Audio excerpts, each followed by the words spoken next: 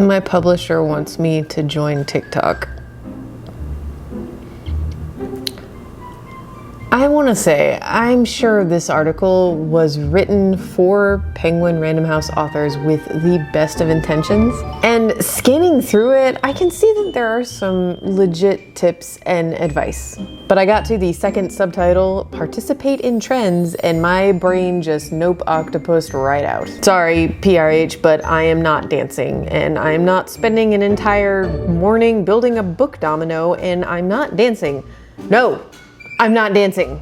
There's nothing wrong with any of that. I think TikTok is actually just a really cool platform, and I am amazed by how so many people are using it to be so creative and create such cool short form video content. Like, it's kind of incredible what people are packing into such a short video. And I get why it's so popular, but it is not for me. This piece also does cite that trend about BookTokers crying over books that we talked about a few videos ago, and how that has led to a resurgence in sales for, and we can't emphasize this enough, books that were already fairly successful. And it says that for authors creating TikTok accounts, behind the scenes content might be appreciated, which, hi, welcome to AuthorTube, but I digress.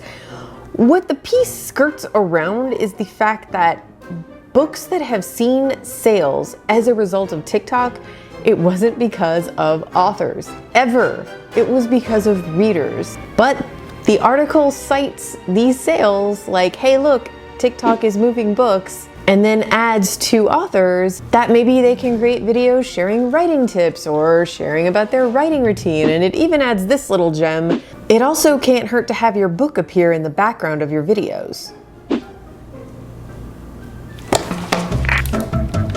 Okay, there. Is that it? Was that enough? I do appreciate the closing paragraph of this piece, which acknowledges that this isn't something all authors will be interested in doing at all. But what bothers me about this is that it's just busy work. I'm a teacher. I know busy work when I see it. Even if an author successfully creates a TikTok video that goes viral, and this is true of any social media platform, show me the money. Where has it ever resulted in sales? It hasn't? Okay, then let me just put my head down on my desk and sleep until the bell rings. Remember Andrew from last week's video? My big 5 marketing, publicity, sales mole on the inside? During our chat, I asked him if an author doesn't already have celebrity status or some sort of platform, does their social media presence really make a difference in terms of sales? Because as you guys know from this video, I feel pretty strongly that publishers pressing authors to create and put a ton of time into social media presences when they don't move books is a form of gaslighting. And here's what Andrew had to say. I tell all of my authors that if they're not interested in having a social media platform, then there's no need for them to have it. And I really, really believe it. Of course, I'm thrilled if we acquire a book by an author who knows how to use the internet. What a treat. We will absolutely do something with that. But the ones that don't and who try to force it, yikes. Almost always bad news. I fully acknowledge that not every marketer approaches it from this perspective, and that a lot of authors get leaned on to build a platform. I think this is a terrible practice, and if I could coach it out of all my colleagues, I would. Having a platform can absolutely make a difference in your sales, but the platform isn't the point. How you use it, and who you are, and who follows you, and why, those are the points. Self-help authors with huge mailing lists and 6-week seminars and pre-order incentive campaigns and their own podcasts, yeah, those people can sell a lot of books, but that's their whole job. Those people are basically full-time marketers. Public personalities who appear on television and have famous friends and rich contact lists, yes, those people can sell books with their platforms. Novelists who tweet a couple of times a month and don't interact with anyone else, no. Those people aren't selling books with their platforms. Now, it's not like I've never seen an author turn their track around by building a platform, but that's a rare occurrence. And it requires a lot of dedication and a huge time commitment, and it really, truly, requires the author to be creating something of value for the internet. But That shouldn't be a requisite. That shouldn't be a requisite. I also told Andrew about the discussion that happened in the comments section of my Save the Midlist video, particularly in response to an idea I threw out there about there being some sort of opt-in membership program for authors with some sort of independent marketing agency. And I should point out, publicists, like private publicists and these types of agencies for publicity obviously already exist. And Andrew did say that a lot of authors opt to use their own money and hire their own publicist, even if they have an on-staff publicist at their house for a variety of reasons, and that publishers by and large are okay with authors choosing to do this. But independent marketers or marketing agencies, I don't want to say they don't exist, but certainly not on the level that independent publicists do.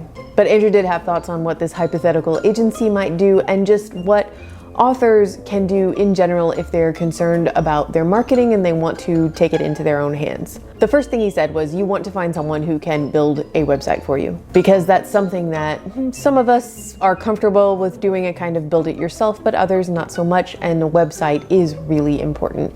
He also said if you were to hire an independent marketer, to find someone maybe that could give you a little bit of coaching on social media if you want to use it. But at this point, he emphasized again that as an author, all you really need is a website that tells people who you are and what your books are and how people can get a hold of you. Marketers also take care of your book's appearance online, like where it appears and how it looks, because this isn't always something you can trust retailers to get right. I'm paraphrasing here, but something Andrew said is that a lot of what a marketing director does on a day-to-day basis is just asking Amazon to stop displaying the imprint's books backwards and upside down. As far as advertising goes, you could hire someone that could run a digital ad campaign, say a Facebook campaign or a Google ad campaign. But the issue that you'll often encounter with online advertising for books is the lack of a direct buy funnel. When you buy a book on the internet, more often than not, you buy it from Amazon, but you could also go to Barnes & Noble or to an indie. Almost none of those places will tell the marketer if the person has actually bought the book, so you can't see how well the ad is actually doing. So most ads on the internet are optimized to go to a specific shopping cart so you can see the cart data, but you can't do that from the outside. So that would be a problem for outside marketing. And it just makes advertising books on the internet really hard, with the exception of Amazon ads, where you pay Amazon directly to place an ad on Amazon. Very annoying. Amazon is just a whole other topic for another video and series, really. This is something I'm going to be getting more into in next week's video. But another point that Andrew made is that saturation is key with digital advertising. And that in itself is a problem in publishing. Just to use myself as an example, I told Andrew I read so many mystery thrillers, like that's my main genre that I read in, and I get tired of hearing about the same couple of mystery thriller books that are coming out in a season. I only need to hear about Leanne Moriarty's new book once before I've pre-ordered it, and then it's done, and I want to hear about some other books because I'm constantly going through them. But, and we did talk about this in last week's video to an extent, Andrew did say that saturation is pretty necessary for a digital ad campaign for a book to be successful. Think about, in the last couple weeks, how many times you have heard or seen an ad for Coke, or Nike, or Apple, versus how many times you've seen or heard an ad for one particular book. Honestly, I hadn't even really thought about comparing books to other products in terms of advertising until I had this conversation with Andrew, but now I can see that, yeah, that's why the saturation is so necessary. As he said, you have to think about this if you work in marketing, because there is a certain amount of space available in digital marketing and books do not take up a lot of it. I think what he said was publishers are basically bottom feeders when it comes to advertising, just scrounging around and looking for what they can get. Now, last week we talked about retail consolidation, merging of the big 6 to the big 5 and to the big 4, and how that has affected and continues to affect a house's and its imprint's abilities to effectively market their books. But another point that Andrew brought up was buyer consolidation. There are fewer major buyers than ever before, which means fewer people making decisions, which means a lot less diversity in taste. Obviously, there's Amazon and Barnes & Noble and indies, but what about merch or big box stores like Walmart, Target, Costco, airports? Ever notice that the selection at these places tends to be similar? That's because they're all served by a company called ReaderLink. Now, sometimes buyers do work for the store and not for ReaderLink because they want more editorial authority, like Costco, for example, who has their own book club selections. But overall, yeah, these are going to be very similar, very limited selections here, and there's a reason for it. But hey, how about a little positivity? Andrew contacted me after watching last week's video and reading through your comments, and he asked if he could include a little addendum to everything he said last week, because it was depressing. And, you know, that's the reality of it, but there are actually a lot of positives to say. So here is what Andrew wanted to add. All of those things that I mentioned that can work against a book, the budget changing, lack of internal or buyer support, even those scary acquisitions meetings, all of that can also fall in an author's favor. Probably the most wonderful thing that can happen, and it happens regularly, is when a book gathers momentum thanks to really good early reads, internal and external. It's difficult to quantify this, but it's something we all look for in the development stage of a campaign. If we start to hear back from booksellers and reps and early readers and the word of mouth is really good, that means something. And that's something a good publisher will pay attention to and act on. If you get your hands on an arc of a book that isn't getting a lot of buzz and you read it and you love it and you booktube it or BookTok it or Bookstagram it or share it in whatever way you can, you are making a difference. Be the buzz. I wanted to mention this specifically because I think a lot of things we cover do fall under the umbrella of these things are outside of an author's control, but there is one thing an author does control, and that's writing a book that connects with readers in some way. A phrase that gets tossed around a lot is, it's in the read. It's genuinely in the read. Beyond all of the external factors that might sell a book, there has to be a good read. Publishers want to find those books, and they want to sell those books. Buzz doesn't always mean, this book sold for a lot of money and now let's see if they can back it up. Sometimes it genuinely means, I heard this book is amazing and I can't wait to read it. Not every successful book is to everyone's taste, I know, but by and large, if a book is succeeding, it means it found an audience. Imperfect as they are, all a publisher ever wants to do is connect a book with an audience. What is this feeling I'm feeling? It's like the opposite of dread.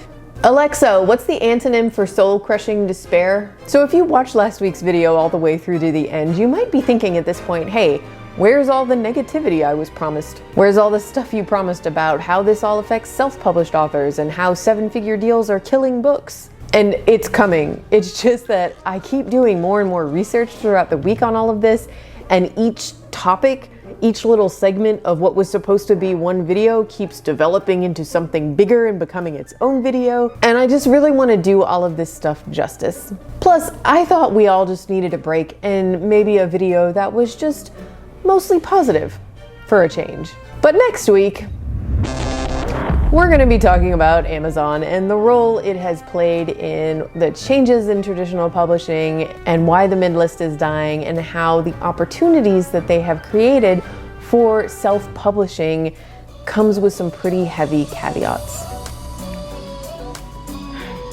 I'm not dancing. No. I refuse.